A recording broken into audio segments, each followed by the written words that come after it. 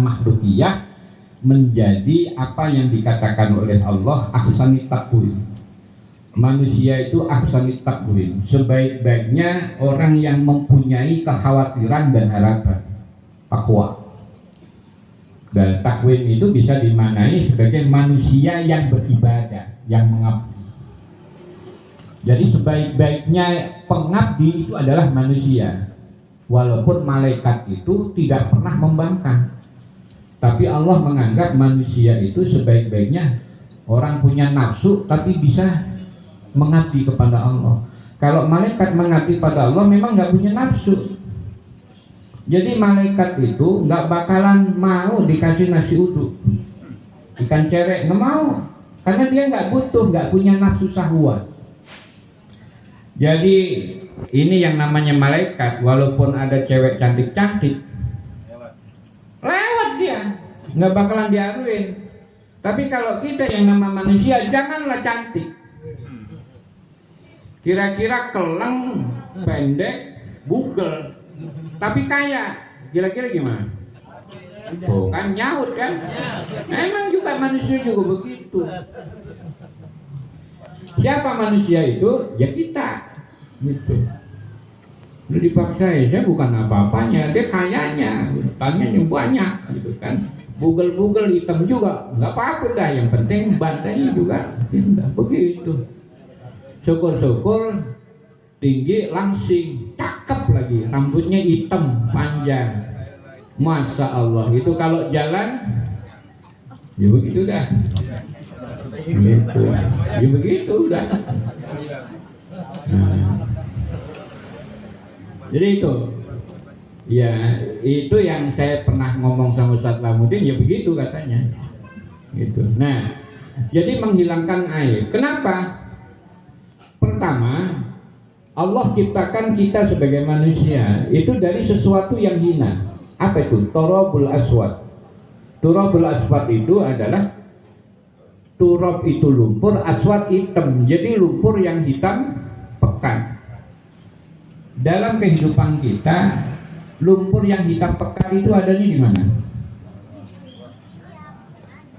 Nah, di mana? Di kulon. Di got. Ya, selain got, apa bedanya lumpur hitam pekat dengan comberan? Ya begitu dah. Makanya Allah katakan ini khaliqun basharon min salsalin min hama'in masnun.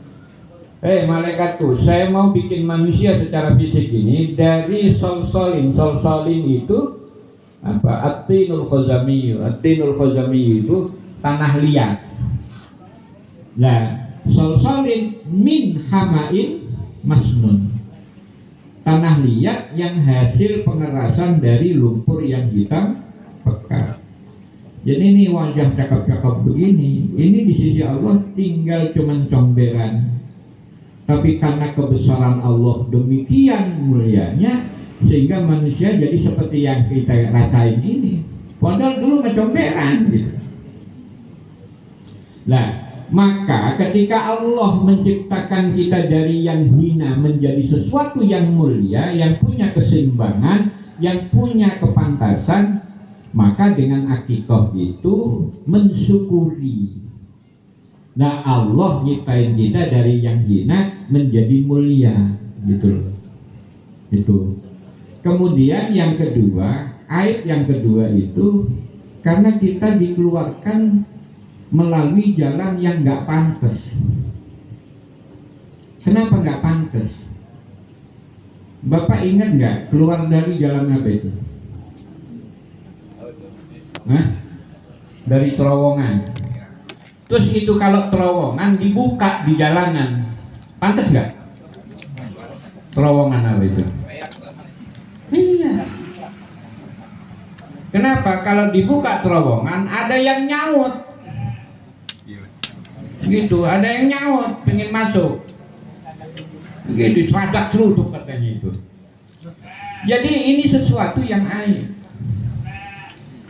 Oleh karena itu Allah begitu, Masya Allah, antisipasi. Allah bikin kita ketika lahir itu memang tidak diberikan pengetahuan apa-apa.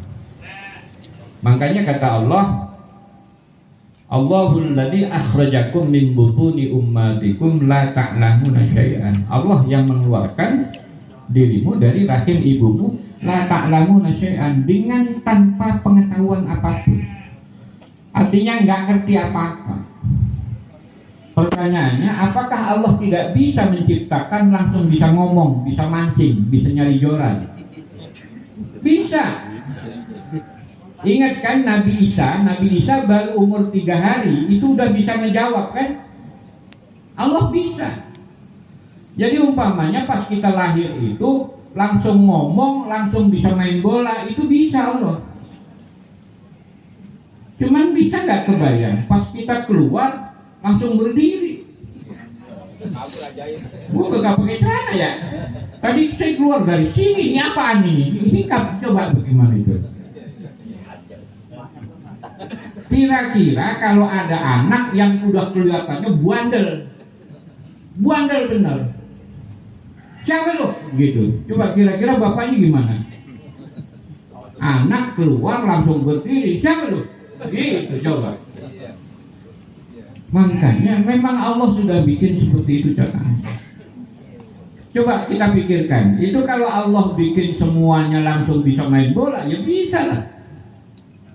Apalagi yang satu kampung 11 orang lahirnya bareng, itu jadi kesebelasan udah. Bisa. Tapi memang Allah benar-benar membuat aturan seperti itu. Karena nggak kebayang kita kalau bayi lahir langsung berdiri, langsung bisa ngomong. Habis bapaknya kalah.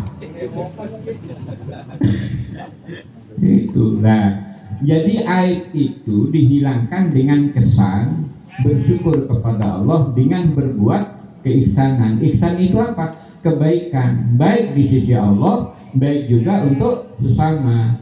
Oleh karena itu, akikah yang disebut dengan memotong kambing itu kita bersedekah, bersyukur karena Allah, kita niat karena Allah. Terus kita berbuat baik kepada tetangga. Mau dibagi mentahnya boleh, dibagi matangnya juga boleh. Andai kata itu satu kambing dianterin ke pondok cabe, nggak apa-apa. Gitu. Jadi pokoknya udah nggak usah kita ngundang kambang, udah bawa aja pondok cabe sono tuh. Gitu. Maksudnya ke rumah saya, maksudnya. Nggak apa-apa, boleh kan? Boleh. Ngapa nggak dibawa? Jadi gitu. Jadi berbuat ihsan. Nah, maka keihsanan itulah menjadi wasilah segala pengharapan kita. Istilahnya mah, ya Allah, saya bersyukur Kau ciptakan aku dari sesuatu yang hina, tapi wujudnya dengan kesempurnaan ini. Kau keluarkan aku dari jalan yang hina, tapi Engkau jadikan aku sebagai makhluk yang mulia. Maka aku bersyukur. Semoga aku bisa mempertahankan kemuliaanku dengan nilai ketaatan-ketaatan itu. Maka akikah yang kita sembelih sebagai wasilah permohonan kita kepada Allah, maka itu yang disebut rohinatun, mengikat.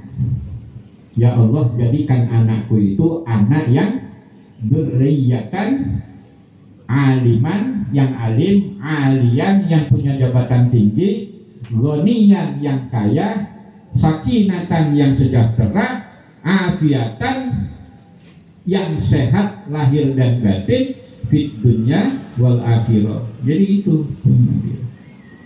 Nah, maka itulah yang dimaksud dengan kullu gulamin rohinatun bi aqidatihi. Setiap bayi akan tergadaikan atau terjaminkan dengan akikahnya. Bukan sekedar motong kambing, tapi bagaimana kita bismillah fataqabbal an akikati siapa.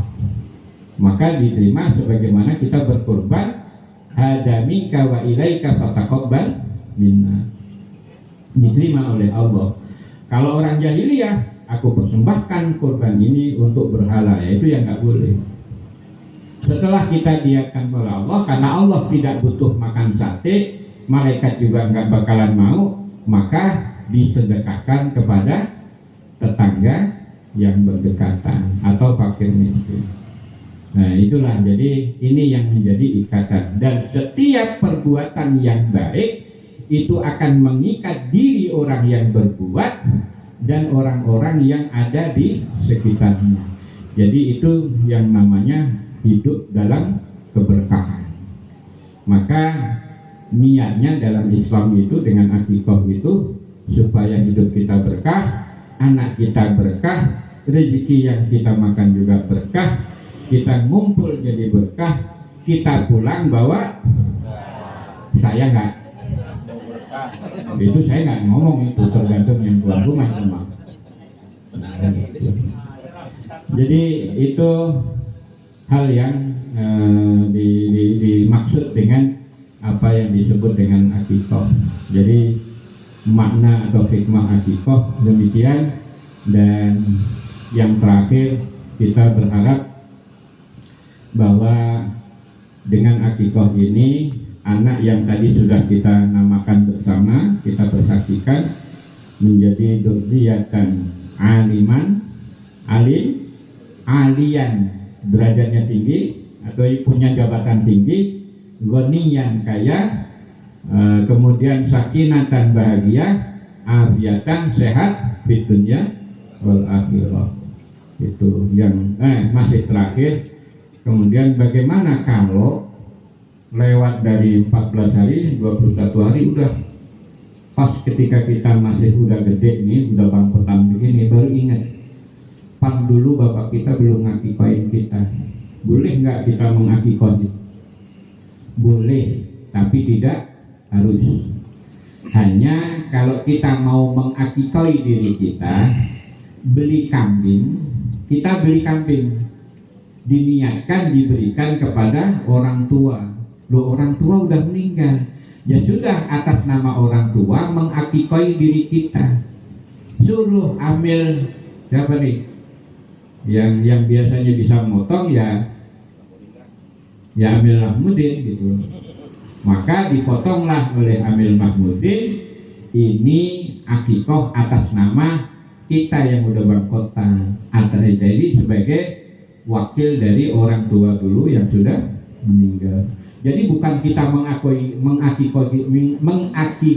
diri kita, bukan. Yang sunnah kita mengakikahi anak kita, gitu loh. Jadi kita mengakikahi anak kita, bukan kita mengakikahi diri kita.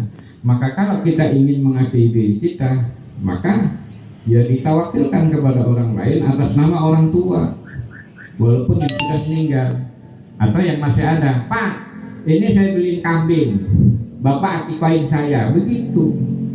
Bismillah, ini saya akikah atas nama anak saya ini. Padahal mau udah kumisan, ya enggak apa-apa. Sah nggak? Sah, boleh, tetapi tidak menjadi keharusan. Kalau ada yang menentang nggak perlu, ya memang nggak perlu, sedekah aja, nggak apa-apa. Tapi kalau melanjutkan akikah itu tidak namanya dibakar. Saya kira ini saja yang bisa saya sampaikan. Mudah-mudahan ini menjadi pengalaman dan tambahnya ilmu bagi kita. Jadi kalau ada saudara kita, keluarga kita, tetangga kita mau akikah, ya itulah makna akikah itu, supaya lebih terwujud menuju keberkahan Allah Subhanahu wa ta'ala. Mari kita akhiri dengan berdoa bersama.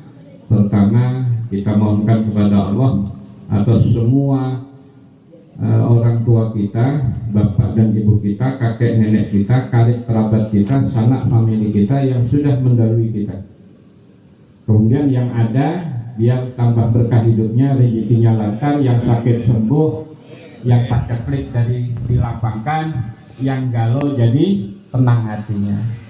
Nah, khusus bagi anak yang tadi diakikahi, seperti yang saya sampaikan, mudah-mudahan menjadi anak yang berilmu, punya jabatan, punya kekayaan, dan punya keberkahan dalam hidup. Dia disehatkan oleh Allah dunia dan akhirat. Al-Fatihah. A'udzubillahi minasyaitonir rajim. Bismillahirrahmanirrahim. Alhamdulillahirabbil alamin, arrahmanir rahim, maliki yaumiddin. Iyyaka na'budu wa iyyaka nasta'in. Ihdinas siratal mustaqim, siratal ladzina an'amta 'alaihim ghairil